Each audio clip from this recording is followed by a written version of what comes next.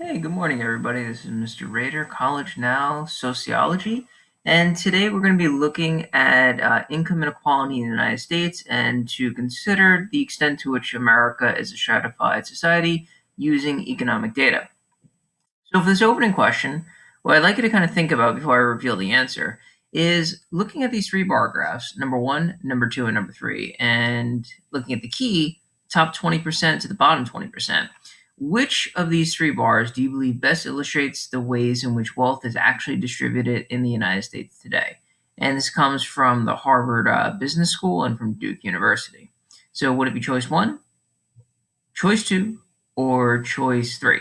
So one way to kind of think about these three choices, the third choice looks like it is the most equitable distribution in terms of the amount of wealth that people own. The second would acknowledge that there is some inequality, but there is still some equity in the distribution of wealth. And one would illustrate the fact that the top 20% of households in the United States have more than 83% of total wealth. And the answer was number one. So when many people were surveyed about this, it actually surprised the majority of participants. The vast majority believed it was that number two, that middle column, that acknowledged that there was a degree of inequality in the United States, but not to the level of inequity that it actually is. So when you look at the actual distribution, we can see that in terms of the breakdown, we see what the top 20% is, the middle 20%, and where the second and bottom 20% would be. In terms of the statistics, 92% of the respondents noticed the ideal distribution as compared to the actual distribution. So this is another chart, a way to kind of think through this. And this chart reveals at the bottom 80% of Americans have about 7% of the nation's wealth. So you can see it from here, 7%. And you can see that this ultra wealthy area is actually cut off because it would block the entire chart. So the question then becomes, well, why does the distribution of wealth actually matter? Under a capitalist system, the idea is that you let the free market work, the free enterprise system operate as is with minimal government regulations, and that there will be people who are successful and people who are not successful, and all the cards will kind of just fall into place. And the question becomes, to what extent are governmental regulations needed? Because there is the trade-off. On the one hand, if it is a command economy, we've seen that in communist societies such as the Soviet Union, the People's Republic of China, and Cuba. It doesn't necessarily work out as well as people might like, but under a purely capitalist system, we do see rampant inequality, and that is a question that we're going to be continuing to examine. You began to examine that question when you did the lesson on the American dream, quantifying it and really thinking about the idea that an individual, in order to obtain the American dream, according to the economic analysis, was that their quality of life and their standard of living had to be at least higher than the previous generation. And in the 1940s, 1950s, 1960s, and 1970s, that was certainly the case as the silent generation went into the greatest generation, and then the baby boomers, Gen X, millennials, and eventually Gen Z, which is the generation that you are all in, which is the post 1996 generation. And what we want to kind of consider is, if inequality is increasing, does it really matter? If so, why?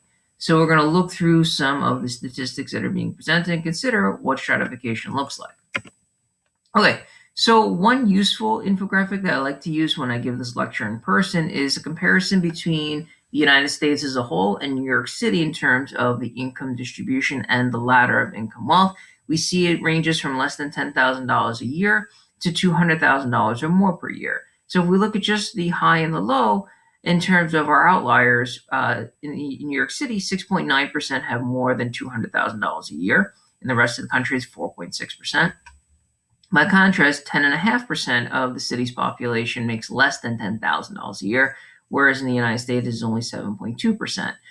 In terms of looking at the largest numbers, if we go towards the middle income brackets, we'll see the $50,000 to $99,000 range.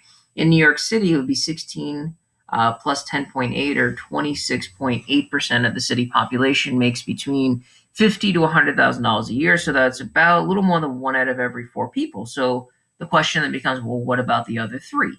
Well, one way to kind of think about that is to do some basic math. So if we do 10.5 plus 6.1 plus 10.6 plus 9.4 plus 11.9, and again, I'm just doing a round improvisational estimate here. I'm just going to say 10 and 6 is 16. 16 and 10.6 is 26. I'll round up to 27. 27 and 9 is 36. 36 and 11 is 47. So about 47% of the city's population makes less than $50,000 a year. So that's a little more revealing than just looking at one data point on the chart in terms of thinking about income levels in the city. Likewise, if we look at the numbers, $100,000 or more, 12 plus 5, 17, round up 18, 18 plus 7, that's 25%. So again, another 1 out of every 4 city residents makes at least $100,000 in a year. So it's just a way of kind of thinking about income distribution in the city, and then you could do similar numbers with the United States as a whole. I always found this chart to be very interesting, and I do want to just show you the source. I'm going to move my camera over here. This is from the 2010 census, so it's already 10 years old. It was put together by the CUNY High Performance Computing Center. It's actually really revealing because if you look at the distribution of the 5 boroughs of New York City, along with the 59 community districts, we could see there's a very clear disparity depending on where you live. So, for example, our school is located around the border of Bay Ridge and Sunset Park, and we can clearly see green and yellow, which corresponds to $38,000 to $60,000. But again, slightly north of that in Sunset Park, clearly in the red category. We can also see then if you go further north at the South Slope and Park Slope, it goes from yellow to green to light blue to dark blue. And again, look at Manhattan. Manhattan reveals a lot.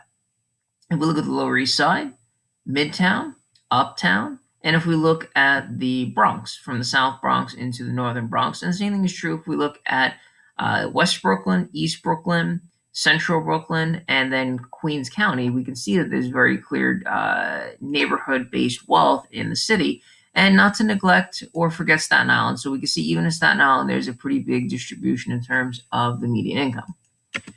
So let's think of some basic terms of vocabulary for understanding these concepts. So when we look at social inequality, and this will be on your final exam, so I would suggest taking notes, making notes of it, either writing it down pen and paper, using a computer, or taking a picture using your cell phone.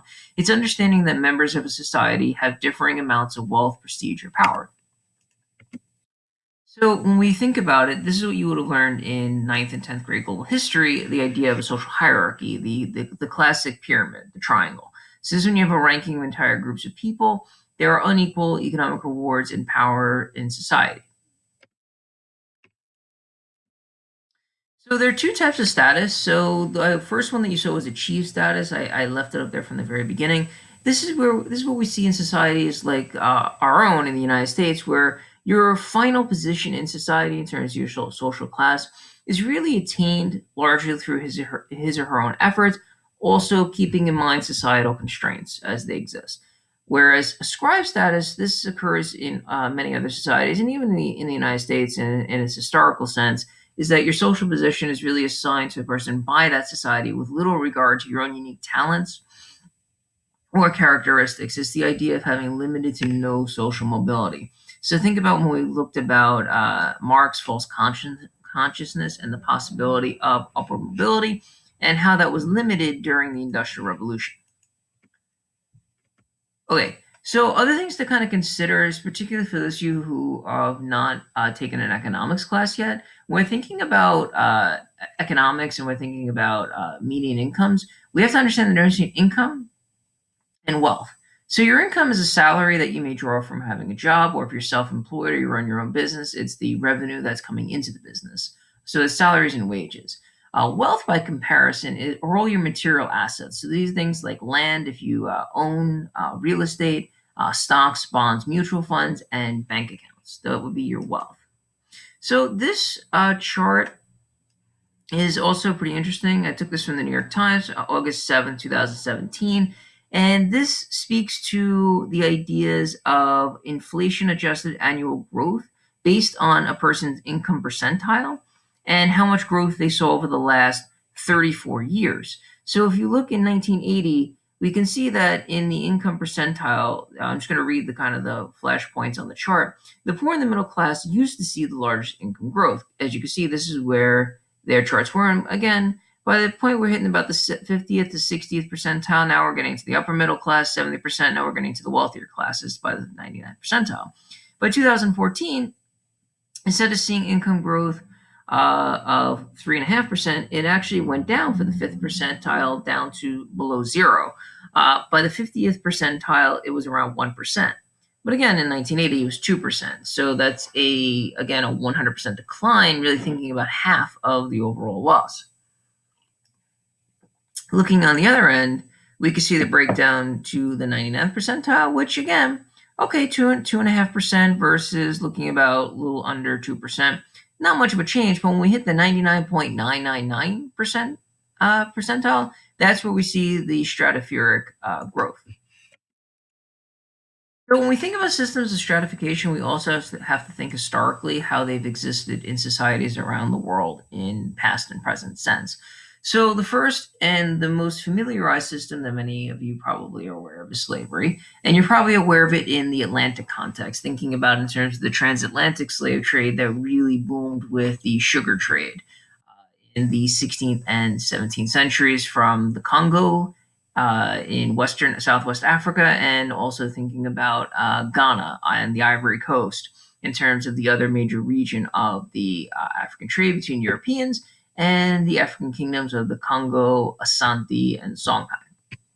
But most importantly, to kind of understand it, under those systems, there's no social mobility, right? That's how we've come to think about it in the United States. It was clearly an ascribed status, and particularly in the United States, and this continues to a certain extent even into the 21st century, there are institutional barriers that do prevent people from achieving their full potential.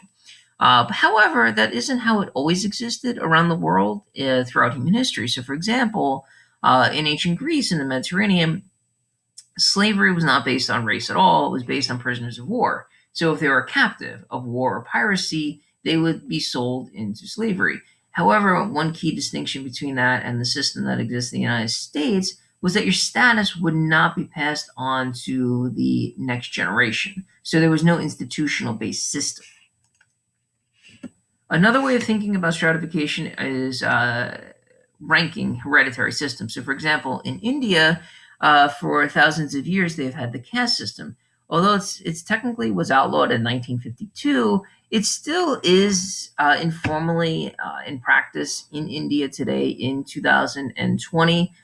There's still the caste known as the Dalits or the untouchables, and there's still rampant discrimination that occurs. Again, very limited social mobility. The United States likes to think of itself now as a society that really does promote social mobility, and in many ways, it certainly does. However, there are still limitations that it's just important to be aware of. But overall, in terms of our theoretical construct, it is a social ranking. It's based primarily on economic position, in which your achieved status is going to dictate your own ability to actually become more upwardly mobile. And it leads to income inequality because those who already have wealth continue to spread wealth to future generations. Okay, so this tier model is very important and it will be on your final exam. It's going to be one of the free response questions to be able to think about in terms of understanding class systems. Daniel Rusidi's 1997 five-tier class model. Well, in terms of just thinking about the United States, you can see the percentages of people and where they're identified along this continuum. But we see the upper class, upper middle class, lower middle class, the working class, and the lower classes of the United States. So it's a very useful way of understanding class system as it exists in the United States. So what does it look like today? Well, according to the Pew Research Center, and this is from this title document, "The American Middle Class is Losing Ground," the amount of adults living in middle-income housing is falling. So if we look at 2015, again, considering that same five-tier model, we had about 20% of the population recently living in the lowest class, right?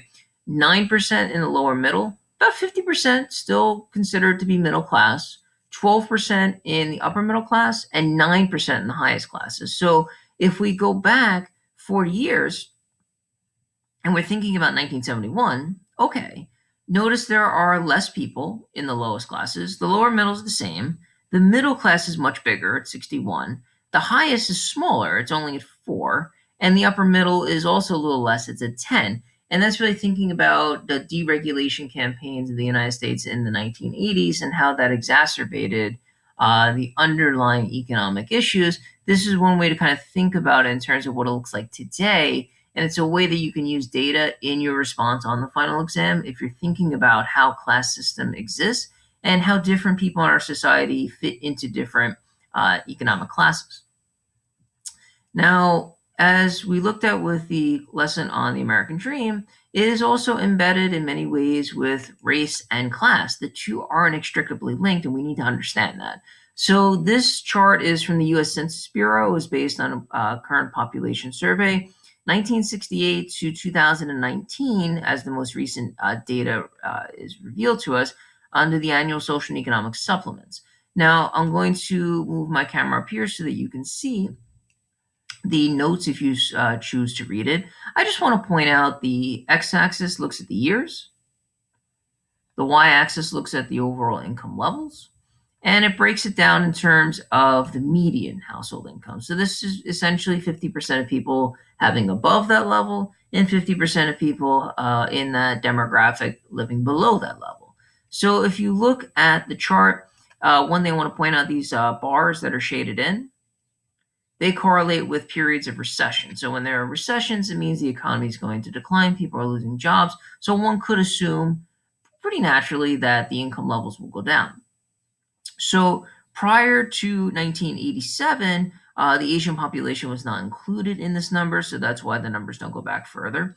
But you can see in terms of how the various racial and demographic groups align based on their income level, and they break it down in terms of considering all races in the middle here, white, not Hispanic, Hispanic of any race, and Black. So again, look at the numbers. It does reveal some useful information.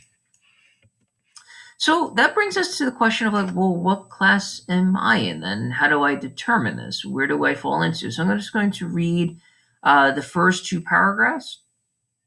And just to give you some perspective on this, income data released by the U.S. Census Bureau shows that 2017 median household income was the highest on record at $61,372.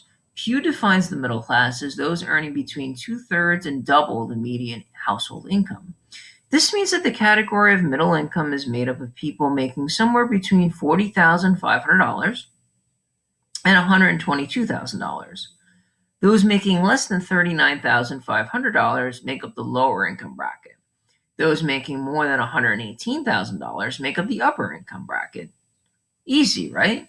Just take your household income and see where you fit given these numbers. The problem is that your $61,372 probably doesn't buy you the same kind of life as your cousin's $61,372 in another part of the country. The lives of families making the median income look very different given the vastly different cost of living levels across the United States. So, for example, if you were living in Bay Ridge and you own, say, a one-bedroom co-op, it may be valued at around $300,000, maybe $320,000. That same $300,000 could probably buy you a 4 to 6 bedroom house in Florida. So again, in many cases in the business of real estate, location is everything.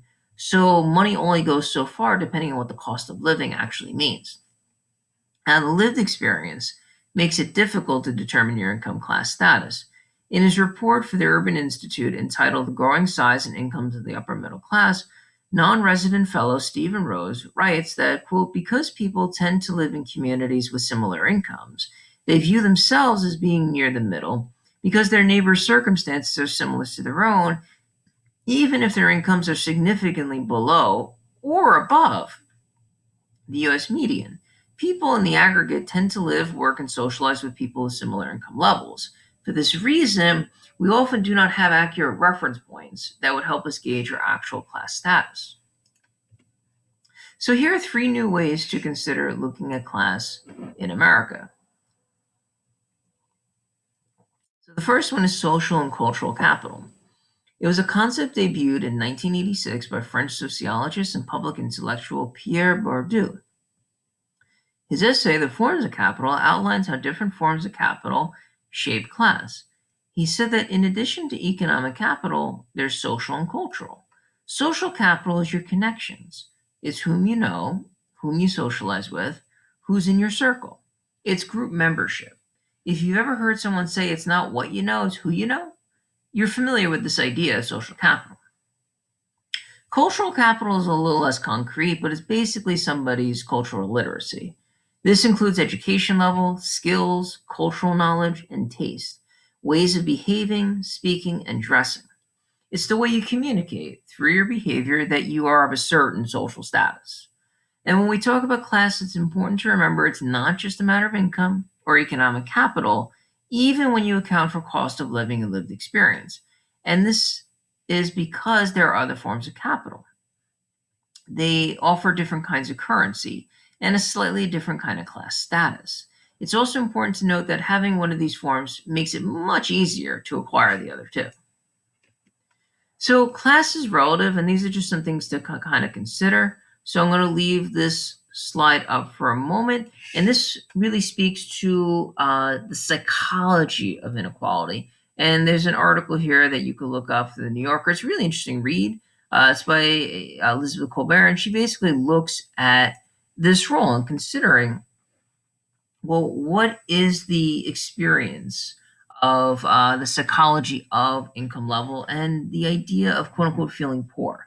So this one kind of jives well with the article we looked at, Media Magic, and kind of thinking about how we would characterize different ways of considering class status. So I'm just going to read this one paragraph here. In an article from historian Rutger Bregman championing universal basic income, he writes, quote, "It's a harsh question, but look at the data. Poor people borrow more. They save less, smoke more, exercise less, drink more, and eat less healthily. And Payne cites research that suggests that the poor are more likely to engage in risky behavior. In many ways, it's a cyclical effect, and the psychology really is important to understand here. So, in terms of just wrapping up the lesson, thinking about what is economic inequality, like, is it a major problem, and what are some arguments that one could use in a response on a final exam free response question to make a claim one way or the other? And then, as an application, like thinking about it, like assuming, and this is something that can't really be done, but assuming that we could equally divide all the world's wealth and assets among everyone, why do you suppose stratification would probably be evident among societies again? And again, this was the results from the do now, the actual distribution, what Americans think it is, what they would like it to be. And these slides speak just to some articles started thinking about what we talked about the other day with the American dream in terms of income earning potential. So if you're born in 1940, you have a 92% chance of making more than your parents. And it makes sense because those parents would have been born during the Great Depression. If you were born in 1980, you had about a 50-50 chance of making more than your parents. So this is essentially the millennial generation. And another way to think about this is to consider the ratio between the pay of CEOs and the typical worker. And I don't necessarily mean the worker who makes the smallest salary at the company. I mean just the average worker at the company. So in 1970, as you can see, the ratio is pretty low, maybe 25 times more. So if a worker made, say, $10,000, multiplied by 25, $250,000, right? Although by the 2019-2020 year, we can see that the pay has skyrocketed, although it is still lower than it was in the period before the 2008 Great Recession. All right, so we're going to end it momentarily.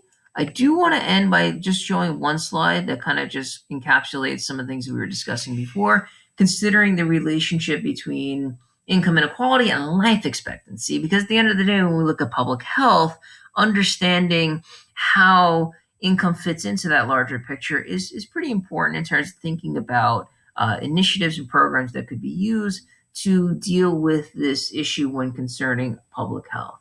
All right, so we're going to end it here today. Keep in mind that we will have one more lesson before the final exam. It will be this Thursday, and it will be about a investigative reporting article put out by Sarah Maslin-Nier a couple of years ago in the New York Times, The Price of Nice Nails, looking at inequities in the nail salon industry. All right, everybody, I hope you all have a nice day. Take care and reach out if you have any questions.